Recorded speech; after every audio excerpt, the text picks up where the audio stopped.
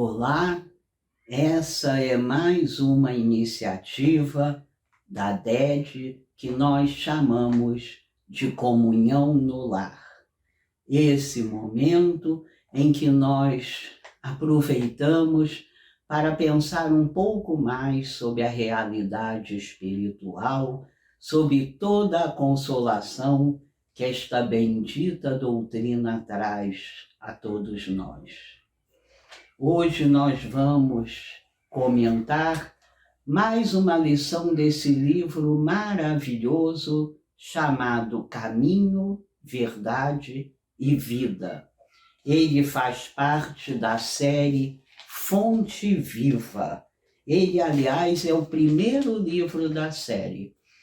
São 5 livros que trazem sempre, no início de cada mensagem, uma citação evangélica e depois as reflexões maravilhosas de Emmanuel que nos ajudam a pensar, a digerir tudo o que vem ampliar a nossa visão sobre as pessoas, sobre os fatos, sobre a vida, o que vem nos consolar, nos reerguer e nos ajudar a caminhar. Para hoje eu escolhi a lição de número 88 deste livro. O título dela é Velar com Jesus. A citação evangélica é do Evangelho de Mateus, que está no capítulo 26. Diz assim: E voltando para os seus discípulos, achou-os adormecidos. E disse a Pedro: Então, nem uma hora pudestes velar comigo? A partir dessa citação é Emmanuel que vem nos ajudar. Vou ler só a primeira frase de Emmanuel, que é a síntese de tudo. Jesus veio à Terra acordar os homens para a vida maior. E nós, então, relembramos um pouco mais este momento em que Jesus, se sentindo extremamente triste, extremamente só, chama 3 daqueles seus seguidores, mas não chama quaisquer 3. Chama seguidores que não eram iniciantes, que não eram tímidos. Ele chama Pedro e os 2 filhos de Zebedeu, Tiago, conhecido como Tiago Maior, e João, o evangelista. Tiago Maior e João, o evangelista, eram conhecidos como irmãos Boanerges. Boanerges tem o significado de filhos do trovão. E nós vamos ver em inúmeros momentos os irmãos Boanerges, os filhos do trovão, com a sua força, com a sua firmeza, protegendo e defendendo o nosso Mestre Jesus. Então, Emmanuel começa dizendo que Jesus veio à Terra para nos chamar a atenção, para nos despertar para a vida maior. Muitas vezes caminhamos sobre a Terra como sonâmbulos, com a consciência do sono. Muitas vezes reduzimos a nossa encarnação a trabalhar, dormir, pagar contas, a ter um pouco de prazer, a ter um pouco de lazer.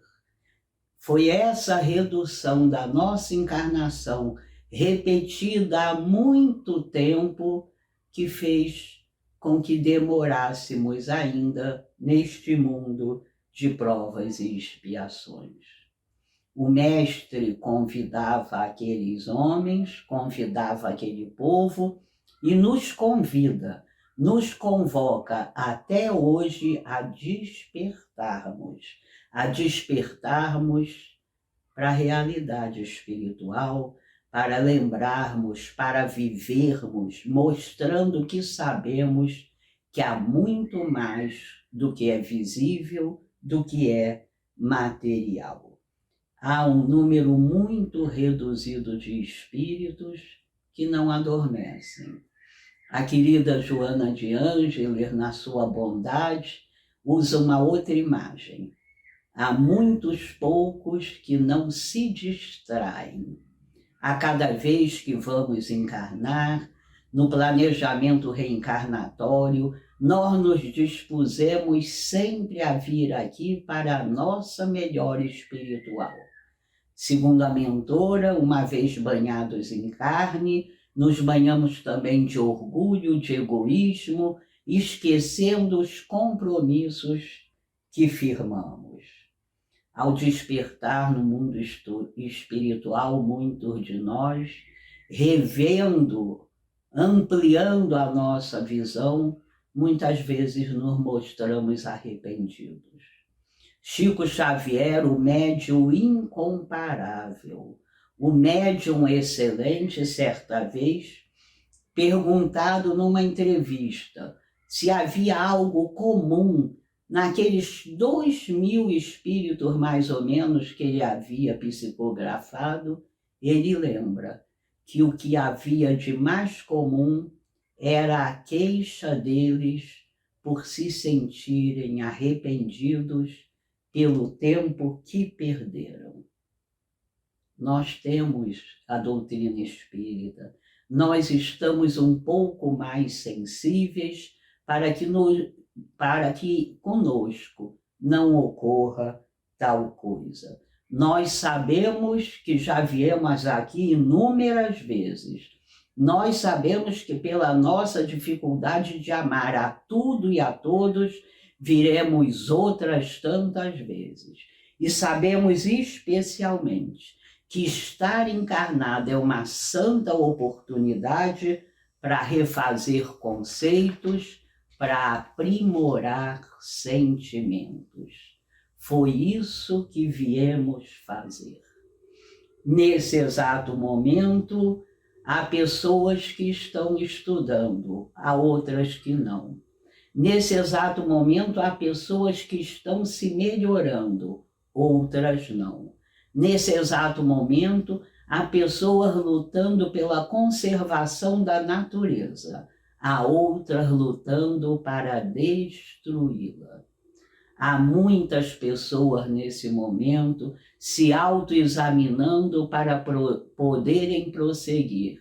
Outras ignoram totalmente esse trabalho necessário. Agora, é certo que não há uma só criatura encarnada na Terra dispensada das provas e expiações naturais ao planeta Terra, o planeta escola, o planeta hospital e, para alguns, o planeta presídio. Vai das nossas escolhas diárias, essa feição que o planeta pode tomar. Roque Jacinto, um autor muito antigo, muito interessante, que já voltou ao mundo espiritual há algum tempo, num dos seus belos livros chamado Vida Futura, ele traz uma mensagem chamada Tempo de Espírita. Nos pede que reflitamos. Há 3 anos atrás, quando alguma coisa me tirava do sério, quando alguma coisa me aborrecia tremendamente, qual era a minha reação? Hoje em dia, quando algo me tira do sério, quando algo me aborrece terrivelmente, qual é a minha reação? Se eu chegar à conclusão que a minha reação de hoje é a mesma reação de há 3 anos atrás, Roque Jacinto naquela época dizia: acenda o seu sinal de alerta, porque tudo que viemos fazer aqui foi mudar. Não mudar o mundo, não mudar ao outro, mudar a nós. Nos amansar, nos aprimorar, tirar de dentro de nós tudo o que não seja caridoso, nos libertar dos preconceitos, essas visões erradas, antigas, sobre as pessoas, os fatos e a própria vida, que impedem a nossa evolução. Afinal, o que viemos fazer aqui? Viemos nos curar das doenças espirituais muito mais graves do que qualquer doença física, muito mais resistentes também. É preciso trabalhar o nosso pensamento. É preciso fazer o controle dos nossos pensamentos para, aos poucos, nos tornando um pouco mais cristãos. Roque Jacinto comenta, em determinado momento, daqueles atletas que a gente conhece e que ficam durante anos numa disciplina imensa, num treinamento enorme, metódico, para aprimorar a forma física. Nos sugere, então, que a gente, inspirado nesses exemplos, comece a usar também a disciplina, a persistência, a resiliência para tratar de nossa forma espiritual. Não se faz a reforma íntima de uma hora para outra, não se faz a reforma íntima nem usando uma encarnação inteira. Na verdade, já começamos nossa reforma íntima em encarnações passadas, de forma normalmente inconsciente, desta vez, iluminados pela bendita doutrina, um pouco mais conscientes, podemos dirigir esse nosso esforço para o trabalho necessário. Roque Jacinto continua falando que comecemos a reservar na nossa rotina algumas horas para focalizarmos mais firmemente a nossa melhora espiritual. Chama ele, nesse livro, de tempo de espírita. Nos sugere, então, que durante a semana escolhamos alguns dias, algum período desses dias, para vivermos o tempo de espírita. Esse tempo de espírita é o tempo em que agiremos e pensaremos como verdadeiros espíritas. Não como aqueles espíritas que apenas acham linda a mensagem de Jesus. Não aqueles espíritas que, encarnação após encarnação, mesmo em outras religiões, se emocionaram com as mensagens do Mestre, mas não a digeriram. Não entenderam que as mensagens do Mestre não são apenas para nos consolar, para nos emocionar, que as mensagens do Mestre são para nos fazer avançar. No tempo de espírita, eu focalizo isso. Naquele pequeno tempo de espírita, eu lembro que sou um ser reencarnado com mais oportunidades, mais uma vez aqui, para me melhorar. Para melhorar meus sentimentos, meus pensamentos e minhas ações. Diz ele que se fizermos isso, se adotarmos aquela perseverança do atleta físico, nós passaremos a ser pequenos atletas espirituais. E como os atletas físicos, vamos ver com o tempo resultados bons, resultados positivos. É assim que nós vamos seguindo, sempre lembrando do porquê estamos aqui. Não repetir erros que viemos repetindo há muitas encarnações, como aquele ator antigo que há 50 anos sobe no mesmo palco, esquecido, que repete o mesmo script. Vamos melhorar os nossos scripts. Vamos cristianizar esses nossos movimentos para que possamos ter uma correção benéfica e permanente. É isso que precisamos. Velar com Jesus, para nós, é nos fortalecer para continuarmos esse trabalho. Velar com Jesus é zelar sem descanso pela nossa melhora espiritual. E aí nós vamos vendo como tudo melhora a partir do momento que eu clareio a minha visão acerca das pessoas, dos fatos e da própria vida. À medida que as provas e expiações me chegam e eu as encaro com naturalidade, já que sei que estou aqui neste mundo exatamente para passar por esses testes, para fortalecer minha fé, para dar testemunhos de melhora, a partir desse momento vai ficando bem mais fácil, vai ficando bem mais leve passar pelas experiências que nos chegam, todas elas necessárias à nossa evolução. Lembrar sempre que Deus não erra. Lembrar sempre que Deus não improvisa.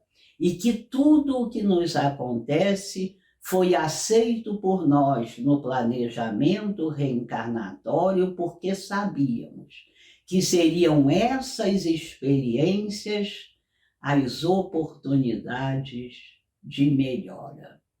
Deus jamais dá o frio maior que o cobertor. Esse é um ditado antigo. Tudo o que nos acontece, nós temos força, sim, para vencer, para passar pelo que seja, porque nunca, nunca estamos sós. Estamos com a presença bendita do nosso Espírito protetor. Estamos com toda a misericórdia divina a nos guiar, a nos proteger. Velar com Jesus é necessário. Lembrar que nosso passado é nossa advertência, que nosso presente é a nossa realidade e fazer com que o nosso futuro seja a nossa promessa de velar com Jesus, de caminhar com esse ser que numa atitude de sacrifício veio até a Terra para nos ajudar a evoluir. Que possamos ser esses que não adormecem, que possamos passar a ser esses que não se distraem e que sempre buscam a própria melhora, sabendo que essa é a medida da felicidade que cada um terá. Benditos por essa doutrina, pelo Consolador que Jesus nos prometeu, agora é bem mais fácil. Sigamos firmes com persistência, sabendo que sempre somos aqueles filhos benditos, amados por Deus. Muito obrigada.